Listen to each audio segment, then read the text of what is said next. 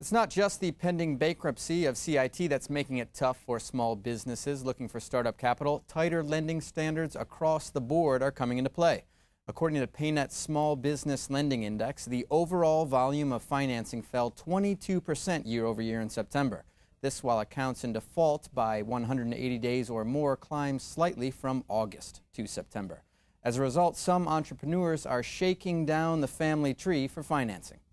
A couple of years ago, banks were giving out loans more easily. Now banks are not giving out loans very easily. Mark Goodman runs entrepreneur workshops for SCORE, a national nonprofit dedicated to small business development. Mark Campbell is a SCORE client looking to get a business focused on photography, video, and web design off the ground. The major cost for me essentially is equipment.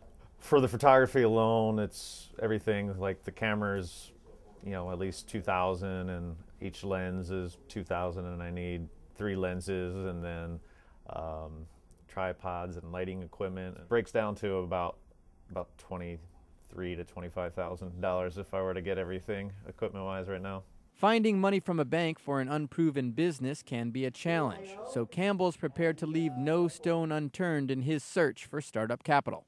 Definitely savings, which is getting burned up fairly quickly, just getting the photography stuff.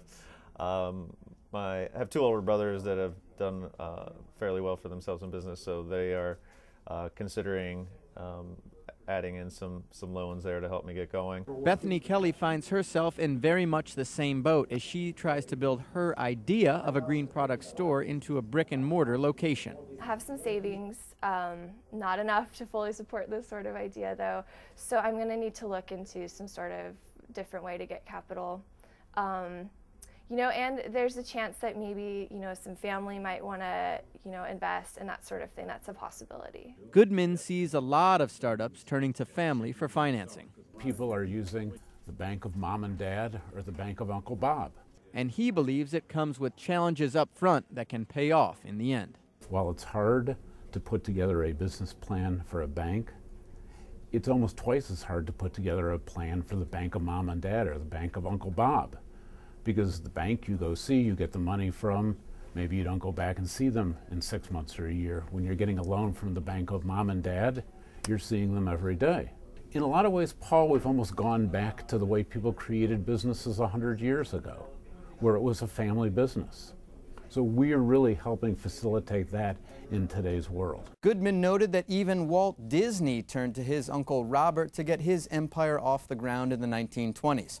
As for Kelly and Campbell, we'll continue our profile of these startup entrepreneurs tomorrow to find out what motivated them to build their own businesses during these tough economic times.